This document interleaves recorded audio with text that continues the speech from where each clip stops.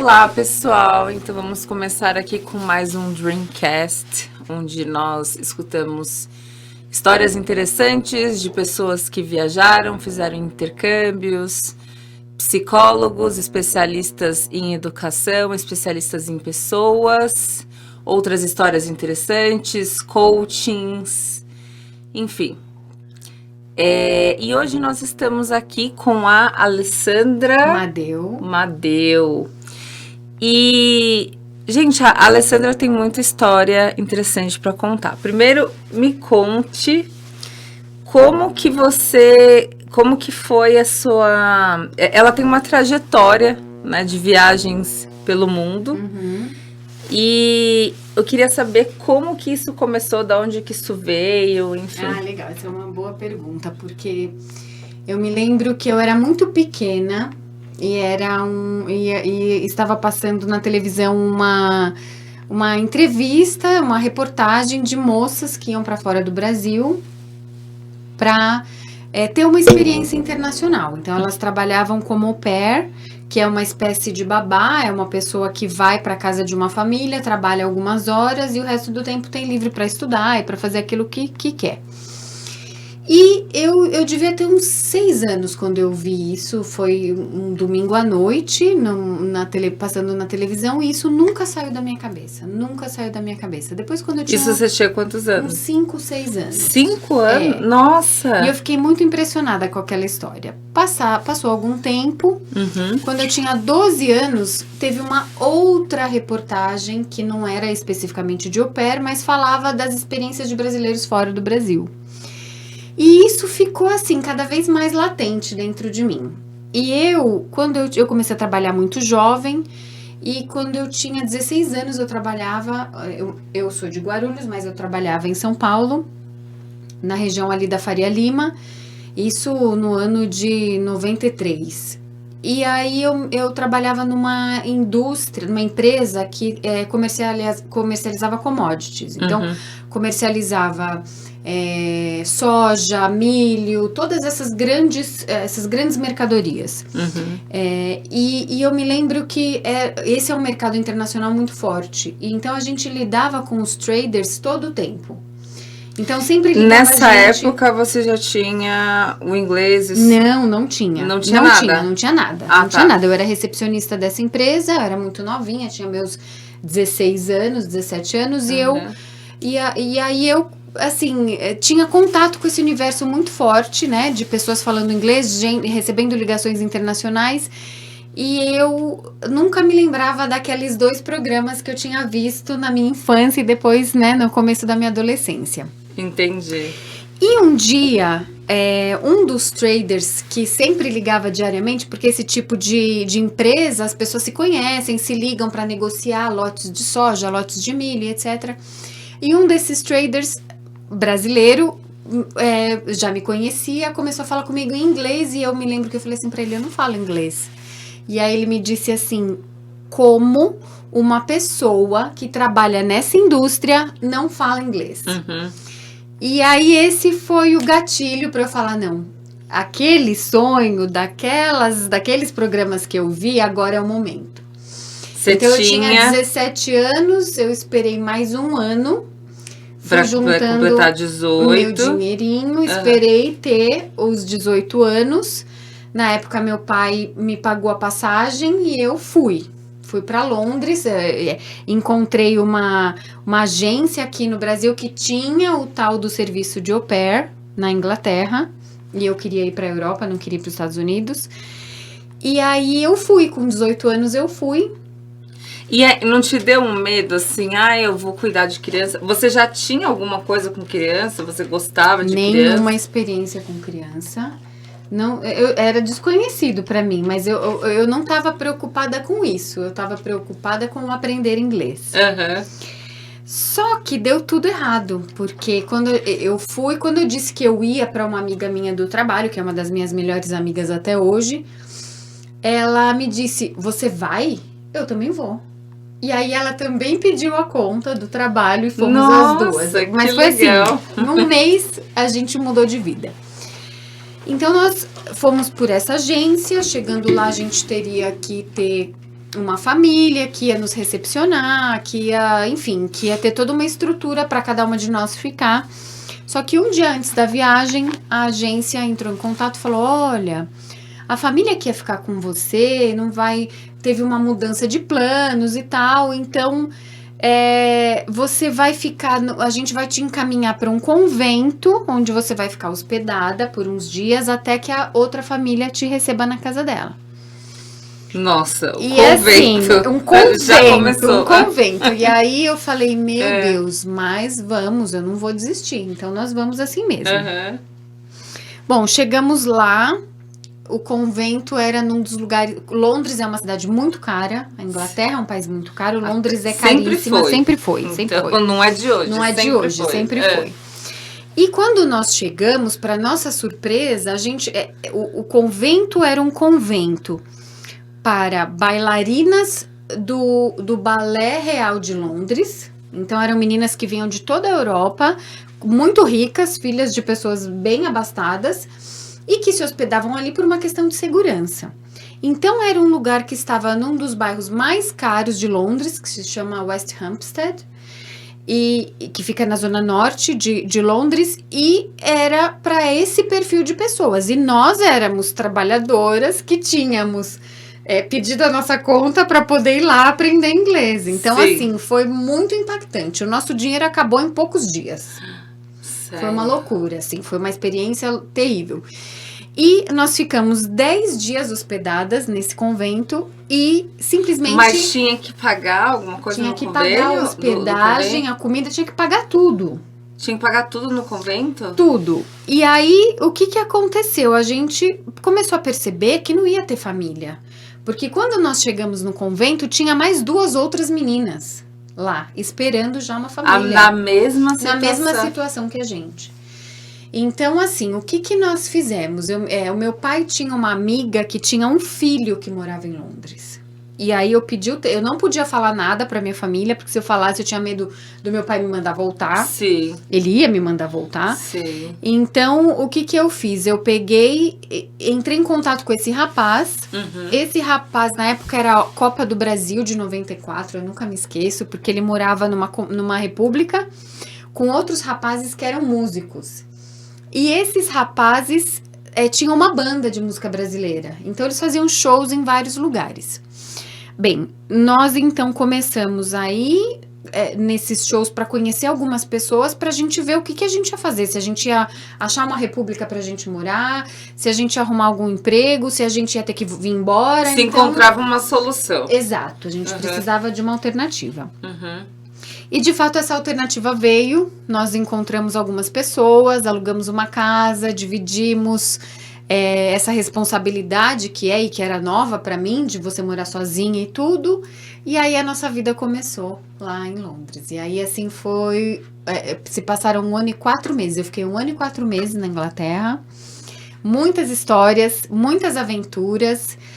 Muita diversão, muitos perrengues também, porque aí, assim... Mas aí como foi? Você, no final das contas, você trabalhou? Trabalhei como garçonete.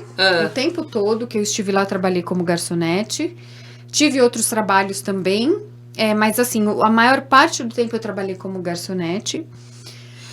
O inglês eu estudei 1 mês apenas, o restante foi na raça mesmo, aprendendo ali no trabalho e tentando o máximo possível aprender o inglês correto, não ficar... É inevitável você não ficar com muito brasileiro, porque brasileiro está espalhado por todos os lugares. Mas a gente tentava ponderar isso, e os lugares que eu trabalhava, na sua maioria, eram lugares com estrangeiros. Então, mesmo que não fossem britânicos, eu tinha que me comunicar. E aí, fui ficando e deu tudo certo. Mas foi uma grande aventura, Nossa, que legal. Pois é. Aí eu voltei pro Brasil e assim... Aí voltou com inglês fluente. Fluente. E isso foi... Isso 1 ano e meio. Então, assim, saiu aquela menina de 18 anos e voltou. Aquela mulher que era bilíngue e que todas as portas se abriram pra mim. Isso, que ano? Perdão. Foi final de 95. Eu saí no Entendi. começo de 94 e voltei no final de 95. Com certeza todas as portas se abrem nessa Porque, época. exato, e era uma época em que não tinham muitas pessoas que tinham a fluência que eu tinha, não tinham muitas pessoas que tinham esse se jogar, esse desprendimento, então assim, eu nunca posso dizer que eu não experimentei, felizmente, eu sei que isso é um privilégio, o desemprego. Eu nunca experimentei, assim, uma situação em que eu não tivesse um bom emprego. Sempre tive bons empregos e, assim, por conta do inglês. Isso Mas eu também, não tenho dúvida. olha a coragem e o perrengue que você passou, Com né, certeza, durante um ano e com meio. certeza. Isso valeu por uma vida. Valeu aquilo, por né? valeu por uma vida e isso te prepara, né? Isso te prepara porque, assim, lá ninguém passa a mão na sua cabeça, é você por você mesma. Se você não trabalhar e você não tiver um pai que daqui te sustente lá, que foi o meu caso, eu não tinha esse pai que me sustentasse lá, se você não trabalha, você não come, você não dorme, você não se locomove, porque transporte público é amplo, né? Você tem o metrô, os trens que abrangem a cidade toda, o país todo, na verdade, mas é caro, não é barato. Então, assim, é desafiador, é E bastante você teve que desafiador. amadurecer Na marra. ali. Na marra, na marra. Porque se fizesse alguma coisa que não estivesse correta, que não estivesse legal. Também tinha punição, exatamente, tinha punição. Então, esse foi o primeiro, foi a primeira experiência e foi a experiência que me abriu portas e me permitiu ter todas as outras, né? Certo. Todas as outras que aí foi uma atrás da outra, né? Aí eu voltei, comecei a trabalhar num hotel. E nesse hotel a gente atendia a tripulação da Air France. E aí os franceses, eles são eles demandam muito essa coisa do idioma próprio. Eles não querem falar um idioma que não seja o seu. Famoso essa questão dos franceses não quererem falar inglês. Exato. Eles até falam, mas assim, com bastante... Não é porque não sabem, é porque eles querem falar no idioma deles mesmo. Eles querem ser atendidos. Não é porque não sabem, é porque não é não porque querem não mesmo. sabem, é porque não querem. Então quer dizer que você chega lá, você fala inglês, ele finge que ele não tá entendendo isso. Ele dificulta a comunicação, é Entendi. isso. Ele dificulta. Não é que ele não finge, ele simplesmente dificulta a comunicação. Entendi. E aí, depois de um tempo trabalhando nesse hotel, eu vi que isso era um desafio, tanto do hotel quanto das pessoas que trabalhavam lá, e um desafio meu também, porque eu era a pessoa que tinha que lidar com esses grupos de estrangeiros no hotel. Então, eu comecei a estudar francês na Aliança Francesa, fiz um semestre, mas achava que, por mais que as pessoas falassem que o francês é uma língua de raiz latina e que é muito fácil, é muito... o som, a gente percebe as coisas, eu achava o contrário. Eu tô estudando francês agora, eu não tô achando não achava nada disso, exatamente. E aí eu falava assim, não é possível que as pessoas acham que isso parece com a língua portuguesa, porque isso não parece com a língua portuguesa. Não parece, não parece. Assim, tem algumas similaridades, mas... Uma ou outra palavra que você reconhece. Meu Deus, é uma gramática totalmente diferente. Muito diferente. E aí... Foi, então, a minha segunda grande experiência fora de um país, que aí eu fui ficar um mês estudando na França o francês. Certo. E aí foi uma experiência muito legal, muito diferente da primeira, porque nessa eu tinha toda uma outra estrutura. Eu fui para uma casa estudantil, mas eu já sabia que eu ia para essa casa estudantil. Eu tinha uma escola, eu tinha passeios que eu ia fazer. Então, assim, foi uma outra jornada, foi uma outra experiência. Foi uma experiência, assim, totalmente segura, totalmente ambiente mais controlado, muito mais controlado do que a primeira, do que a anterior. Aí você já tava com quantos anos? Aí eu tinha 21 anos, 20 para 21. Novinha também. Aí eu fiquei 25 dias em Paris, e aí eu viajei, fiquei 8 dias na Grécia, que era um sonho que eu tinha de ir pra Grécia, então eu fui pra Grécia, fiquei lá uma semana, Voltei e fiquei os 25 dias em Paris estudando. E também foi bastante importante, porque eu tive uma outra relação... Mas você foi sem base nenhuma do francês ou vocês... Ah, não, você estudou na Aliança Francesa. Não, eu estudei na Aliança Francesa um semestre. Um semestre. Então você chegou em que nível, mais ou menos? Não, era básico, porque o primeiro semestre é básico, é você saber, assim, falar o seu nome, perguntar entender uma explicação de rua, vira à direita, vira à esquerda, tananã, e pedir algumas coisas de comida. Certo. Mas como eu sempre tive essa característica de me jogar, então isso nunca foi eu nunca tive medo desse tipo de situação. Nunca isso me assustou, nunca me afrontou.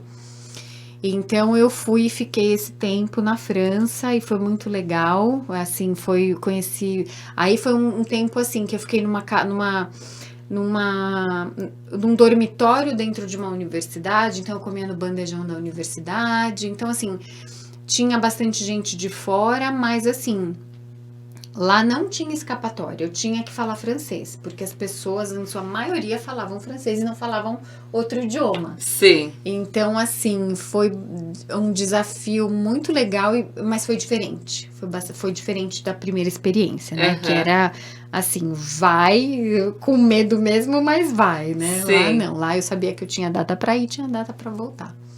E foi muito legal, foi muito bom. Foi um mês. Foi um mês e uns dias, né? Mas foi isso aí. E aí, como voltou o seu francês? Aí eu voltei me comunicando bem.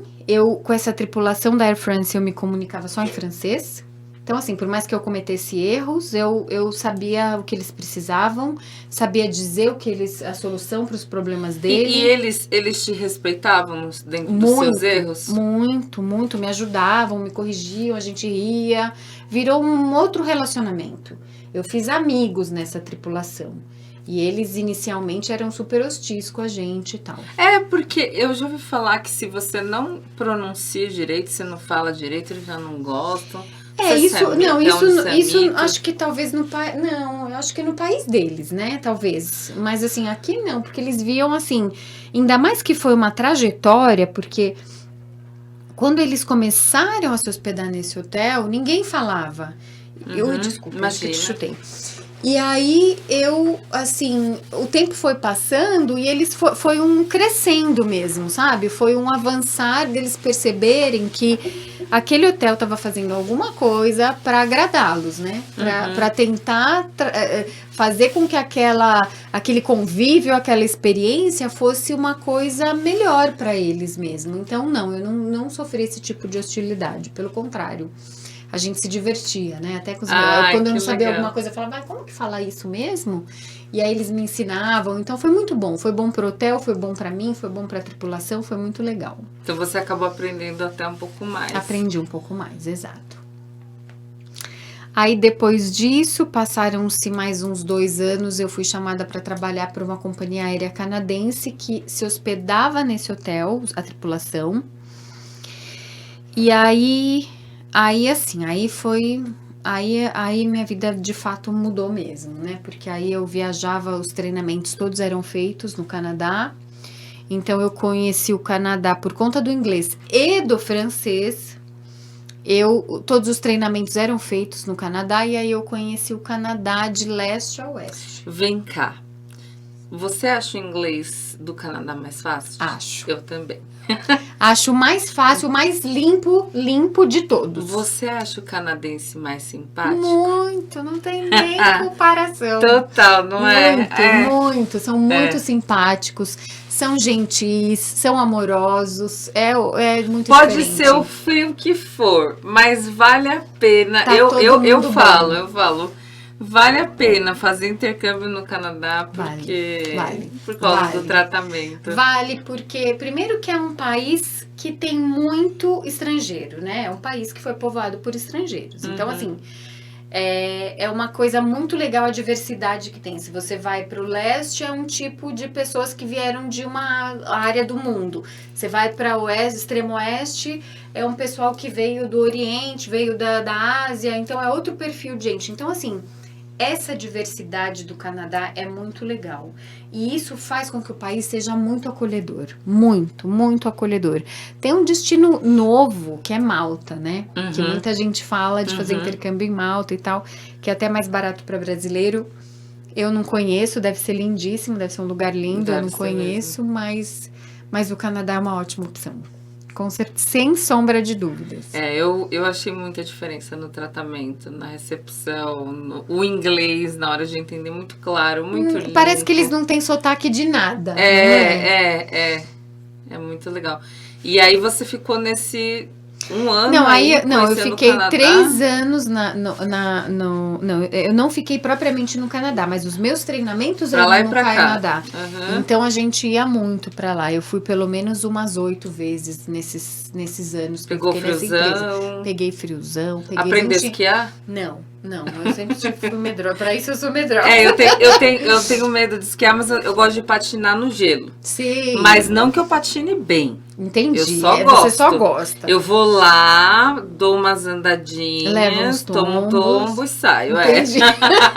Exatamente. Não, eu nunca tive essa fixação por gelo. Pelo contrário, eu sofro no frio. Eu adoro a neve. Eu adoro a neve. Nossa, eu peguei... Uma das vezes que eu fui pro Canadá, eu fui pra Montreal, eu peguei menos 22 graus. Foi, assim, uma das coisas mais assombrosas que eu já vivi na minha vida. Eu me lembro que eu fui com meu avô de 77 anos. Ai, tadinho. Saía lágrima, assim, dos nossos olhos. Não é que a gente tava chorando, mas saía lágrima espontaneamente, sabe? Porque é um frio danado. Cortante. Foi terrível, terrível. Mas foi muito bom. O Canadá é um país que eu tenho muito boas recordações. Aliás, eu não posso reclamar, que eu tenho boas recordações de todos os lugares para onde eu fui. Muito bom. Muito bom. Muito gostoso, né? É. E aí esse pássaro livre. Alessandra. Depois eu voltei, fiquei uns anos no Brasil. Aí eu acho que eu fiquei uns 4 ou 5 anos fazendo algumas viagens, ia pra Argentina, ia pra... Aí é lazer mesmo, Aí né? é lazer, aí fui para os Estados Unidos, fui para Portugal, ia para alguns lugares, até que em 2010, as histórias, né? Eu conheci uma pessoa pela internet, e aí... Essa pessoa era do Oriente Médio, eu aqui no Brasil, e aí a gente combinou de se encontrar para se conhecer no meio do caminho, que era a Espanha. Nesse período você sabia inglês, você sabia francês e espanhol? Espanhol eu falava um pouquinho, arranhava porque quando eu trabalhei nessa empresa canadense, a gente tinha uma rota para Argentina. Então eu tentei ali aprender alguma coisinha, mas não falava, longe de falar fluente. E aí, com esse rapaz, nós então combinamos de nos encontrar em Madrid. E aí a gente ia se conhecer e ia ver o que ia acontecer. Bom, cheguei em Madrid, nos encontramos, nos gostamos, fizemos uma viagem de 20 dias de carro por toda a Espanha, do norte, de Madrid para o sul da Espanha, fomos e voltamos, mas aí... No decorrer da viagem a gente viu que não era aquilo, mas que a gente ia ser amigo e que tava tudo bem, e que ia ser divertido mesmo assim. Não teve química. Não rolou. Mas depois de quanto tempo conversando? A gente conversou uns 8 meses. Então, assim, mas não foi frustrante, não foi uma frustração. A gente se conheceu, foi legal no começo, mas a gente viu que a gente era muito diferente, né? O Oriente Médio é uma cultura que é muito diferente da nossa. A gente é muito livre, eles são muito fechados, então, assim, não ia dar certo. Mas aí a gente fez essa viagem juntos. Sim. E foi muito legal. Eu não podia ter tido melhor companhia. Foi muito legal.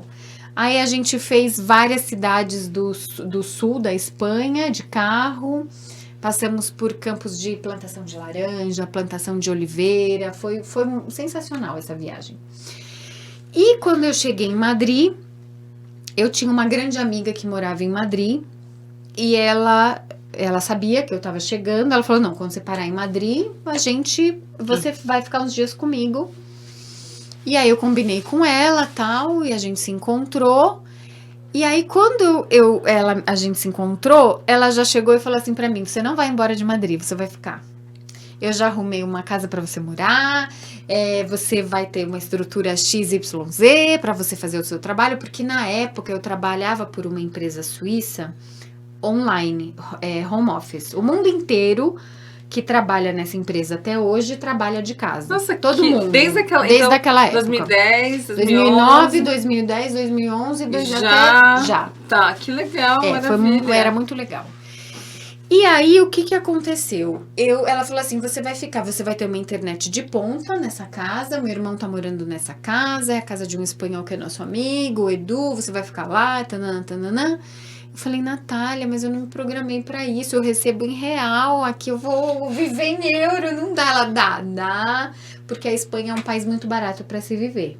E de fato, foi possível viver e eu fiquei na Espanha 1 ano. Mas até hoje, acho que não, né? Hoje eu não sei, mas a última vez que eu fui pra Espanha foi 2015.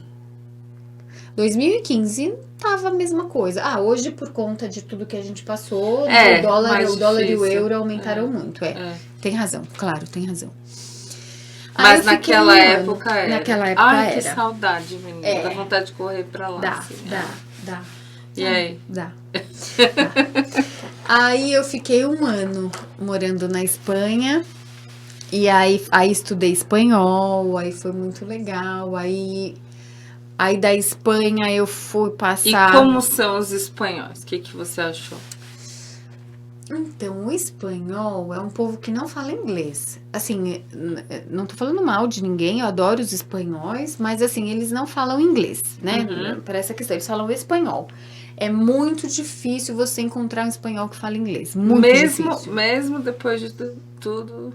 Mesmo depois de tudo, eles falam espanhol. E eles têm um orgulho muito grande do povo deles, da língua, da comida. De fato, tem que ter, porque a comida espanhola é maravilhosa. Até, por exemplo, que nem a gente no Brasil fala Spider-Man, eles falam Spiderman, né? Eles não fazem a questão de falar. Eles não fazem questão nenhuma. Nenhuma. Muito bem pontuado isso. Eles não fazem questão de falar inglês como deve ser. E aí... então eu fiquei lá 1 ano, foi muito legal, conheci bastante da Espanha, conheci muito dos hábitos espanhóis, conheci muito da culinária espanhola. Foi 1 ano muito gostoso. E aí aprendi a fazer várias coisas. Ai, que delícia. Os arrozes, eles são muito, muito fera em arrozes espanhóis, não só a paella, mas como outros arrozes, eles são bárbaros. E muito pescado, né? Pra quem gosta de frutos do mar, eles são fortes. Eles são bem fortes, é muito bom. E o Ramon, né? Que é a pata do porco. Eu não como porco, mas assim, na época eu comia e é muito especial, né? É uma iguaria mesmo, né? Mas eles te receberam bem? Sim, me receberam super bem. Fiz amigos, fiz bons amigos espanhóis. E assim... A única coisa é que, assim, eles são bem rústicos, assim, no falar. Então, assim, eles não têm aquela coisa do brasileiro de... eu não vou falar, você é feia. Não, você... Que se você mexer nesse cabelo, se você fizer igual um brasileiro faria? Não, você é feia, pronto, e acabou. Por exemplo, eu tô dando um exemplo esdrúxulo, Eles são assim. São o diretos, que tiver né? pra te São falar, bravos. eles vão falar e acabou. Sem firulas. Vão falar e pronto. Então, assim, pra gente era difícil, eu sou descendente, mas era... né? Pujadas, tá ali, tá escrito. Totalmente. Mas eu não tenho essa patada. Meu pai tem. É mesmo, meu avô tinha. Mas a mistura te fez bem, né? Eu não tenho essa patada, eu não tenho o dom da patada. Eles são fortes nisso, assim, e são briguentos, e são muito, eles têm muito essa coisa eu tenho a impressão, né, pelo que eu vivo da descendência e pelo que eu já vi nos filmes, eu nunca fui pra Espanha, mas da descendência e pelo que eu já vi nos filmes, parece que ao mesmo tempo que briga, Acabou. Exato, isso. E continua a amizade. É isso. Porque não é na verdade, não é um brigar. É um jeito rude de falar. Ninguém tá brigando com ninguém ali. No ônibus, às vezes você entrava e falava, meu Deus, que barraco. Não era um barraco. Eram pessoas que estavam conversando e estavam divergendo ali de uma opinião política, que eles são muito políticos. Eles são muito políticos. Muito políticos. Muito... greves param o país. Eles são muito assim, fez isso não é... Isso vai contra os meus direitos, eles reclamam... São da maneira como deveria todo mundo ser, né? Isso não foi combinado, então se você não fizer o certo, vai dar merda. E é o que acabava acontecendo mesmo. Sim, sabe? sim. Chegam lá. Eles você chegam não fez e falam. O combinado, não gostei. Exato. Não deixam passar. Isso foi uma coisa muito legal. E os vinhos também, né? Super baratos, assim, super baratos, super. Você comia vinho, você tomava vinho, assim, espetacular, por um preço super irrisório. Então, foi um ano muito legal. Que delícia. Foi um bom ano, Aí, dali, eu fui passar uns meses no Marrocos. Fiquei numa cidade, conheci uma família... E fui me hospedar na casa dessa família, fui para ficar uns dias, acabei ficando e eles quase falavam 2 meses. O quê? Então, isso era o engraçado da coisa. Uma pessoa que era menina da família falava francês e falava um pouquinho de inglês. O restante falava árabe. E eu vou te dizer uma coisa que é muito engraçado. Falei que ia ser interessante essa conversa. Falei que ia ser interessante. A gente se comunicava. Não me pergunte como, mas a mãe da menina queria me contar as histórias terríveis pelas quais ela passou. E a gente se entendia. Você do seu jeito. E ela do dela. Você e misturando eu falando inglês com francês. Ela falando árabe e colocando uma ou outra palavra do francês. E a gente... E gesticulando. Exato. E a gente... se encontrou e se falou e ela me ensinou vários pratos da culinária marroquina. Ai, que maravilha, foi menina. Sensacional. Depois eu posso compartilhar umas fotos com você se você quiser publicar. Mas assim, foi muito quero muito sim. lindo. Vai ficar lindo. Quando a gente for colocar o seu podcast, a gente colocar umas fotos. Eu vou te mandar, porque essa foi uma experiência muito especial. Muito especial. E eu me apeguei tanto a essa família, que a menina, que na época tinha 14 anos, hoje ela é uma mulher e ela mora em uma cidade grande do Marrocos, porque o lugar que eu fiquei era uma cidadezinha bem pequenininha. No meio uma cidade desértica, né? Era uma cidadezinha no meio do deserto do Saara, divisa com a Mauritânia. Então, era bem lá embaixo do Marrocos, né? E hoje essa menina, a Choroque, ela mora em Casablanca e a gente se comunica sempre. Virou uma mulher lindíssima, super bem sucedida, é uma graça. Essa mulherada árabe é bonita, né? É bonita. E assim, o Marrocos, dos países árabes, é o país mais aberto, né?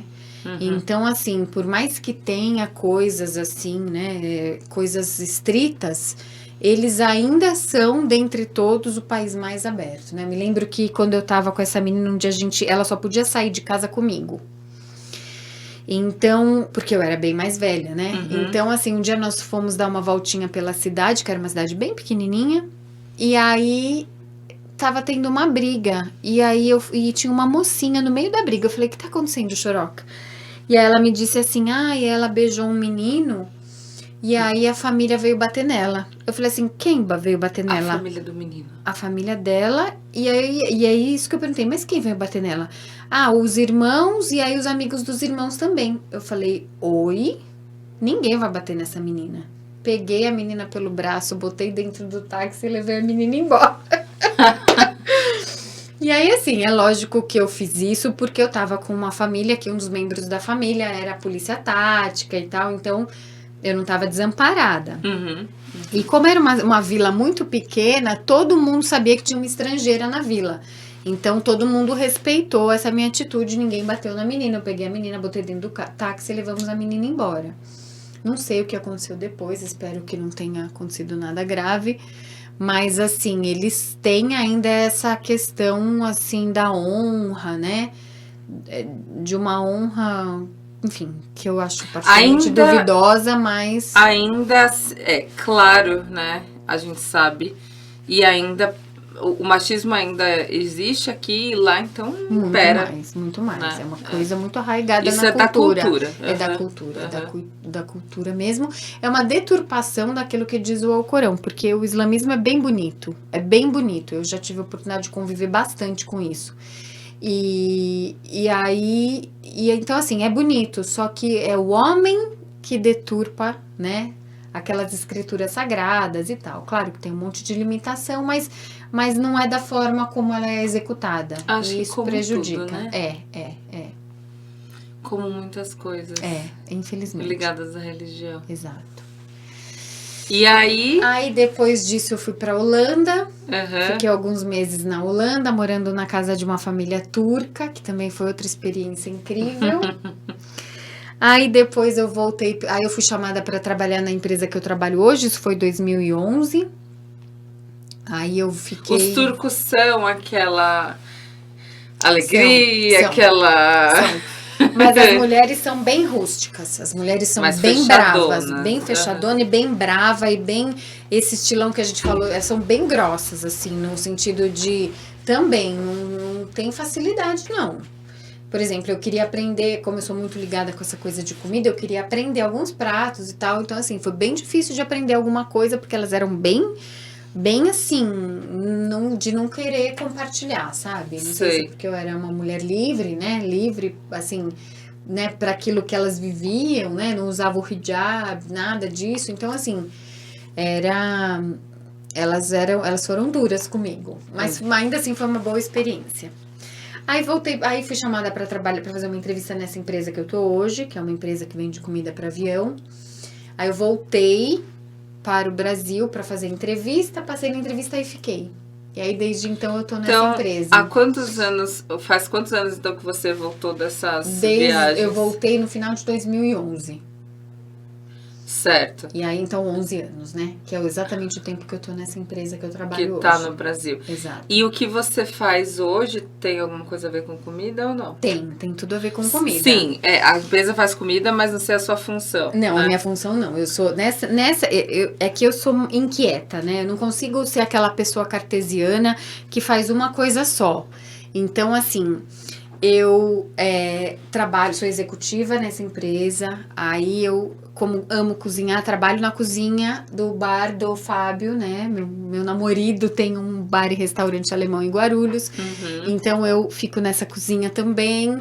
E aí tem os projetos pessoais, o projeto dos bichos, o projeto da aromaterapia, tem, assim, cada hora eu tô fazendo uma coisinha, porque a vida é muito ampla para a gente escolher uma coisa só, né?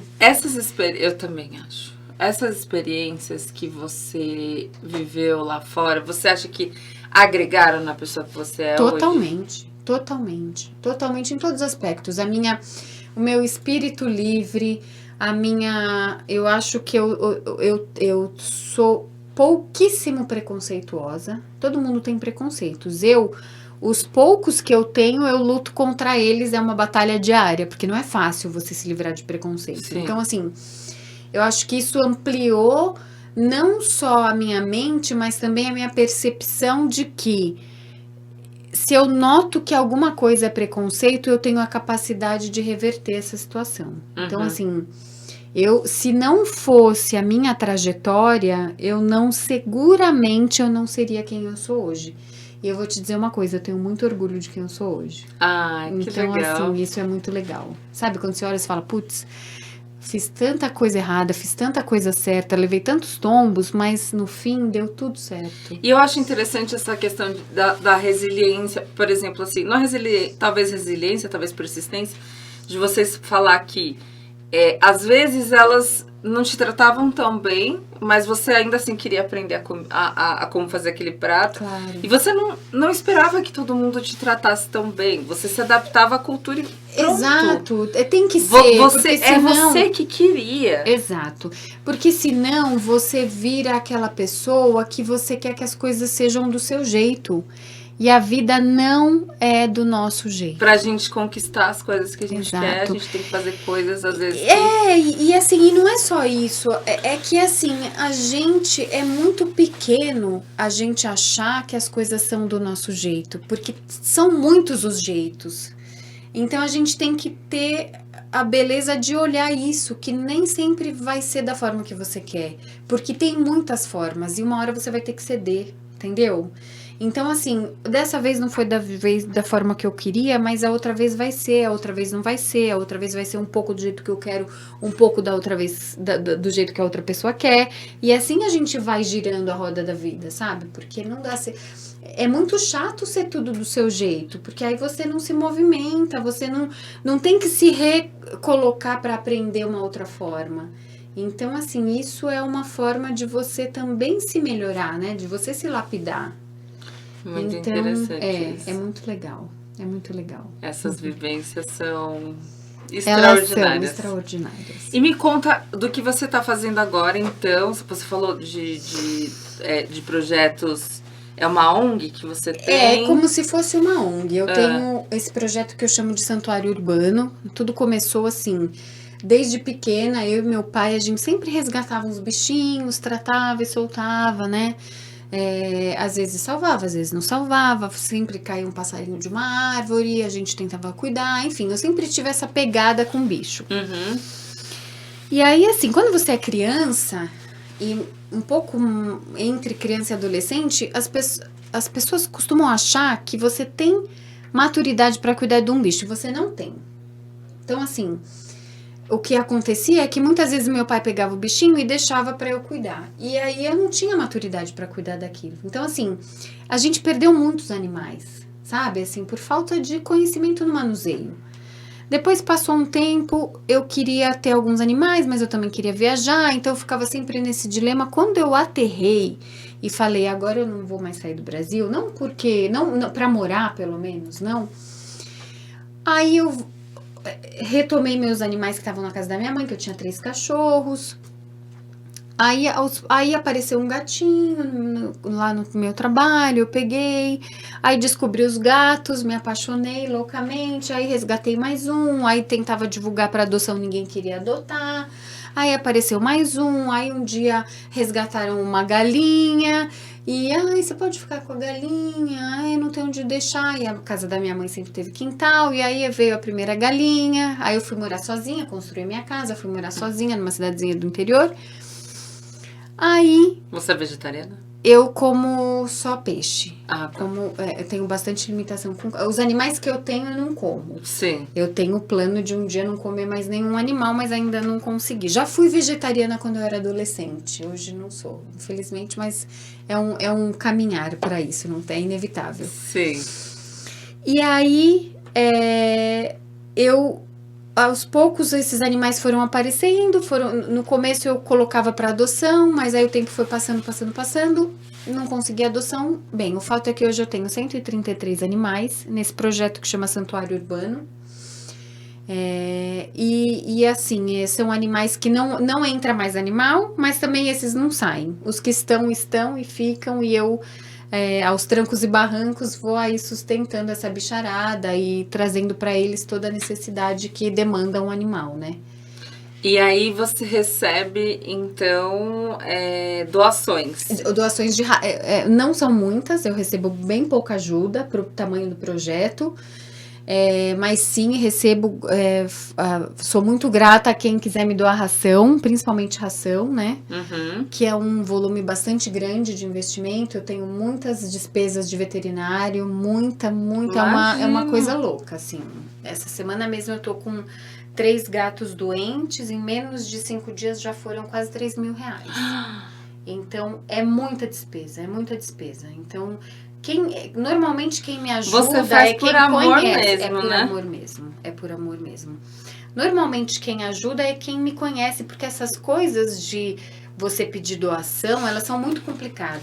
Porque tem muita gente que faz muita coisa errada. Sim. Então, assim, eu para as pessoas que eu não conheço, quem quer me ajudar, eu quero receber ração, sabe? Assim. Sim. Então, Eu acho que vai ficar na página do podcast o endereço, né, da Vai página. sim. E aí, quem quiser me ajudar com ração, eu quero ajuda com ração. Se a gente puder... lá na página tem as fotos dos bichos, de tudo. Tem. Eu sempre publico alguma coisa da nossa rotina, porque eu também não tenho... Eu trabalho de dia, trabalho de noite, tenho aromaterapia, tenho os bichos, não dá, eu estudo, faço vários cursos. Então, assim... Não é uma coisa que dá pra eu ficar alimentando o tempo todo essa página, mas sempre eu posto coisa dos bichos, sempre vai ter coisa lá para as pessoas verem. Então, essa questão de... Foram todos resgatados? Todos os animais resgatados, todos, sem exceção. Não tenho nenhum animal que não tenha sido resgatado ali. E hoje, por exemplo, assim, né? Você faz lembrar, inevitavelmente, Luísa Mel, né? Uhum. Você vai a favor de tudo que ela diz? Totalmente. Acho que ela tem razão em tudo. E eu até me envergonho de não ser vegetariana, porque eu acho que eu tinha que ser. Eu acho que era uma coisa que eu tinha que ser. Porque, assim, as indústrias de carne e de leite, elas são muito terríveis, né? Muito terríveis. Eu queria ser... Eu tentei ser um tempo. Eu já ouvi falar de pessoas, assim, ligadas à saúde mesmo, que cadáver não é pra estar no organismo do homem. Exato. E é uma coisa que faz sentido, gente. Faz. É muito animalesco, Tudo né? bem que a gente tem que comer proteína, mas por que a gente tem que colocar um cadáver dentro do nosso organismo? É muito... Assim, eu me questiono muito. Eu vou em churrasco, eu adoro eu gosto de churrasco, eu não posso negar. Mas se eu pudesse, assim, talvez um dia eu chegue lá. Eu quero chegar lá porque eu acho que é muita... Fora que é um consumo muito desperdício, né? Então, quanto disso não vai pro lixo, né? Então, quer dizer, um animal foi morto para ser comido e as pessoas desperdiçam. Então, assim, é uma série de questões que são amplas e que são muito complicadas, né? Mas, assim, eu quero um dia conseguir parar completamente. Eu conheci um amigo, né, que trabalhou nas indústrias e ao ver a matança dos animais, ele virou vegetariano. Imagino, porque deve ser muito cruel. Eu não tenho coragem de ver. Aliás, assim, não é só isso. Tem muitas coisas que eu não consigo ver, não é só com animal, é com gente mesmo. Por exemplo, vídeo de alguém agredindo outra pessoa. Eu não consigo assistir esse tipo de coisa porque eu fico sem dormir, eu fico mal muito tempo. A da matança, menos ainda. Eu jamais vou ver um vídeo desses. Eu sei que isso é uma necessidade. Eu preciso um dia parar. Sabe, assim, de comer. Mas ainda não consegui, ainda não chegou nesse dia. Agora, os animais que eu tenho, eu não como de jeito nenhum. Em nenhuma hipótese, não dá. Mas você só come peixe, né? Então tá... Tanto que eu falo, por favor, às vezes eu como costela de vaca. Muito pouco. E aí eu digo assim para as pessoas, por favor... Eu não vou resgatar nunca uma vaca, não vou resgatar nunca um peixe. Mentira, né? Lógico que se aparecer uma situação eu vou trazer. Mas assim, eu não dá para eu conviver com esses animais e achar que é normal comê-los, né? Porco é um bicho que eu não vou comer nunca mais na minha vida. Lá fora você experienciou alguma situação que te lembra com... Não, ou alguma situação Espanha, de respeito, ao contrário? Na Espanha eles gostam bastante de carne. Na Espanha tem as touradas. Eu nunca fui assistir e acho uma aberração. Acho aquilo, assim, uma degradação, assim... Não sei como aquilo ainda é autorizado, né? Eu também não acho legal. Uma barbaridade, uma aberração aquilo. Então, isso que eu vi, assim, mais de mais terrível, não vi, né? Sei que existe, mas não vi nada, não.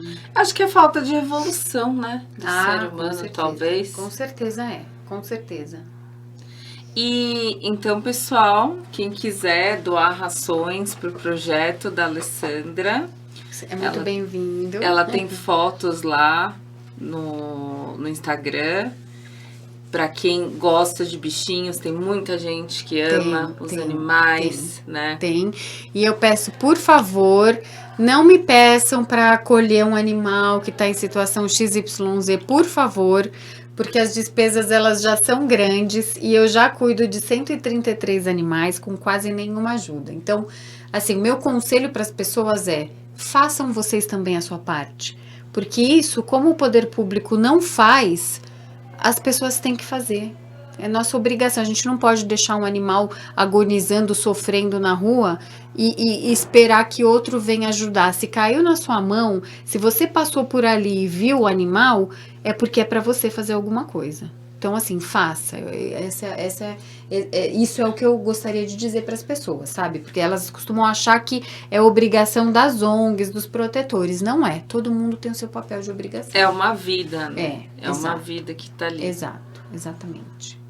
E você tem alguma mensagem para deixar diante de todas essas experiências que você já viveu? Eu tenho. Eu acho assim, olha, se joguem na vida. Porque a vida é uma só. Esqueçam o julgamento das pessoas. Esqueçam, façam o que seu coração manda, desde que vocês não prejudiquem ninguém. Façam o que o seu coração manda e se joguem nessa vida. Porque o mundo é grande. A vida é lotada de gente legal pra gente conhecer. Vivam, não se acostumem com o morno. Vão pra vida, se joguem. Viver intensamente. Exato. De dentro pra na fora. Plenitude, na plenitude. E acreditar nos sonhos. Com certeza. Isso é essencial. Esse é o nosso Dreamcast. Então, muito obrigada pela sua presença hoje. Obrigada de coração. E que a gente possa ter outras conversas aqui sobre outros assuntos. Com certeza. Obrigada pelo convite e até breve.